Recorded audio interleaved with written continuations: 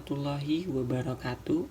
Perkenalkan, nama saya Brian Sigit Prakoso dari program studi akuntansi Blended Plus dengan nomor NIM 2024011035.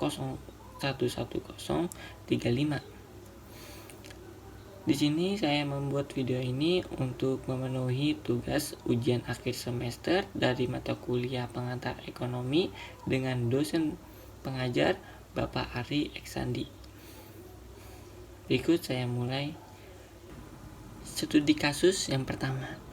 Pada tahun 2024, Indonesia mengalami pertumbuhan konsumsi rumah tangga sebesar 4,93%. Pertumbuhan ini dipengaruhi oleh berbagai kebijakan pemerintah seperti subsidi harga pangan, program perlindungan sosial, dan meningkatnya daya beli kelas menengah. Namun, tantangan global seperti volatilitas harga komoditas dan konflik geopolitik turut mempengaruhi kondisi ekonomi domestik. Pertanyaannya, evaluasi kebijakan pemerintah seperti subsidi harga pangan dan program perlindungan sosial dan bagaimana kebijakan ini dalam menjaga daya beli masyarakat berdampak jangka pendek ataupun jangka panjang. Jawaban saya, subsidi harga pangan merupakan salah satu kebijakan pemerintah dalam menjaga daya beli masyarakat kelas rentan atau miskin. Dengan subsidi harga pangan ini diharapkan masyarakat kelas rentan atau miskin dapat membeli, menjangkau, dan mengkonsumsi harga barang pangan dengan harga subsidi atau harga yang lebih murah. Kebijakan ini untuk mengurangi dari dampak inflasi, volatilitas harga barang, dan kondisi ekonomi domestik negara tersebut. Selanjutnya ada program perlindungan sosial. Salah satu program perlindungan sosial dalam menjaga daya beli masyarakat yaitu bansos atau bantuan sosial.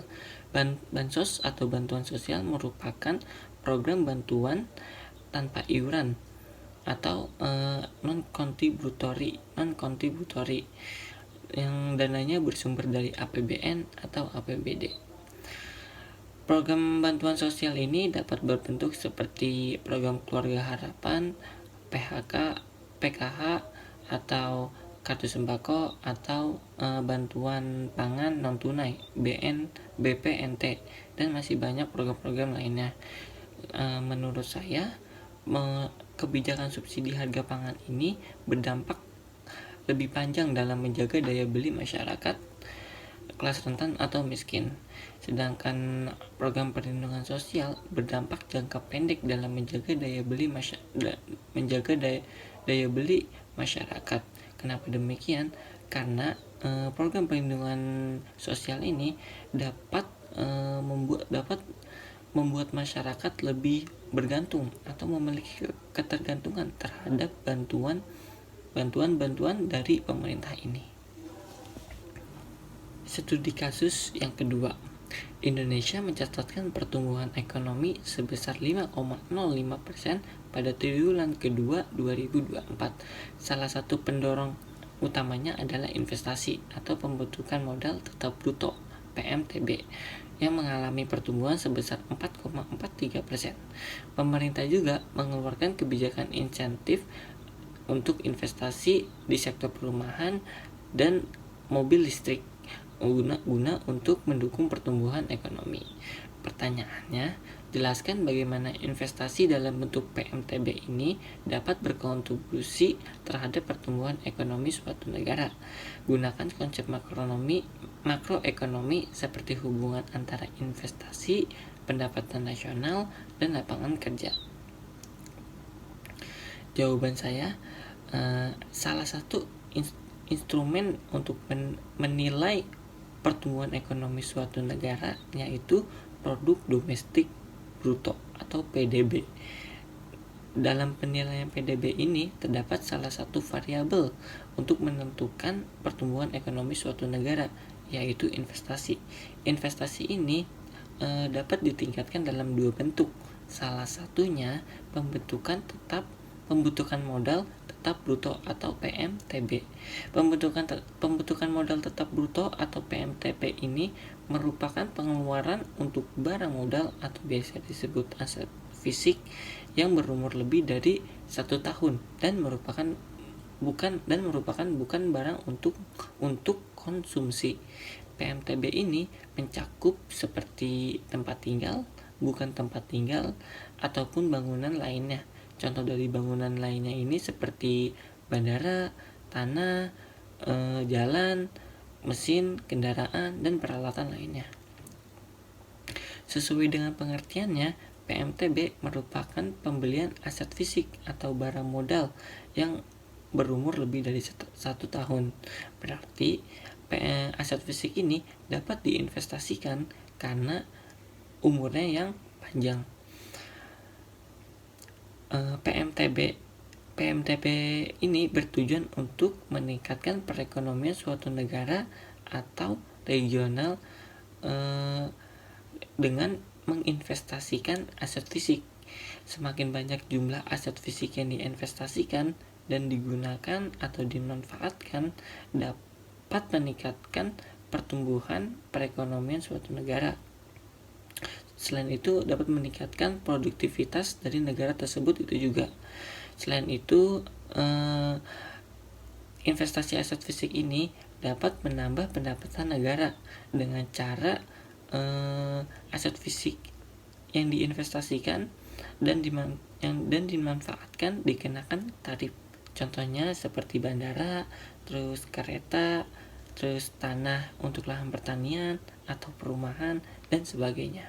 Selain itu juga investasi aset fisik ini juga dapat membuka lapangan pekerjaan untuk masyarakat yang dapat mengurangi jumlah pengangguran di negara tersebut. Studi kasus yang ketiga, Indonesia memiliki peran strategis dalam perdagangan internasional sebagai salah satu pengekspor utama komoditas seperti batu bara, kelapa sawit, dan karet. Pemerintah juga aktif dalam menjalin perjanjian perdagangan bebas dengan negara lain untuk memperluas pasar ekspor. Namun, di tengah tantangan global seperti proteksionisme, konflik geopolitik, penting bagi Indonesia untuk memperkuat daya saing bagi produk domestik. Pertanyaannya, bagaimana perdagangan internasional dapat memberikan peluang dan tantangan bagi usaha mikro, kecil, dan menengah atau UMKM, serta kebijakan apa yang perlu ditetapkan oleh pemerintah untuk mendukung UMKM dalam menghadapi pasar global? Jawaban saya, perdagangan internasional ini dapat memberikan peluang atau dampak positif bagi para pengusaha domestik. Contohnya yaitu UMKM. Perdagangan internasional ini dapat meningkatkan inovasi para pengusaha UMKM serta produktivitas dalam produksi karena dapat memanfaatkan teknologi, peralatan, dan perlengkapan yang lebih efektif dan efisien pada pasar global. Selain itu juga dengan perdagangan internasional ini dapat memberikan jangkauan yang luas bagi para pengusaha UMKM dalam menjual produknya ke luar negeri. Salah satu contoh usaha UMKM Indonesia yang telah go internasional yaitu si Putri, usaha batik yang berasal dari Semarang. Usaha ini telah menjual produk batiknya ke luar negeri seperti Singapura, Jepang, Amerika, hingga Australia. Namun, perdagangan internasional ini juga dapat memberikan tantangan atau dampak negatif bagi para pengusaha domestik. Tantangan utamanya itu persaingan dengan produk impor atau produk-produk internasional yang terkadang harganya lebih murah dibandingkan dengan produk lokal atau produk domestik. Hal ini dapat menyebabkan produktivitas dari para pengusaha domestik menurun, yang dapat menyebabkan juga perekonomian negara ikut menurun. Terkait dengan hal-hal tersebut, pemerintah dapat menerapkan beberapa kebijakan untuk mendukung UMKM dalam menghadapi tantangan di pasar global. Yang pertama itu ada membatasi produk-produk impor. Dengan membatasi produk-produk impor ini diharapkan produk lokal dapat lebih diminati, peluangnya lebih besar. Lalu yang kedua itu mengurangi dan memudahkan untuk kegiatan ekspor bagi para pengusaha, mengurangi biaya dan memudahkan kegiatan ekspor bagi para pengusaha UMKM. Yang ketiga, mendukung serta memberikan bantuan atau subsidi bagi para pengusaha UMKM yang sedang terkendala. Sekian dari saya. Mohon maaf bila ada salah kata-kata dalam penyebutan. Terima kasih untuk Bapak Ari. Wassalamualaikum warahmatullahi wabarakatuh.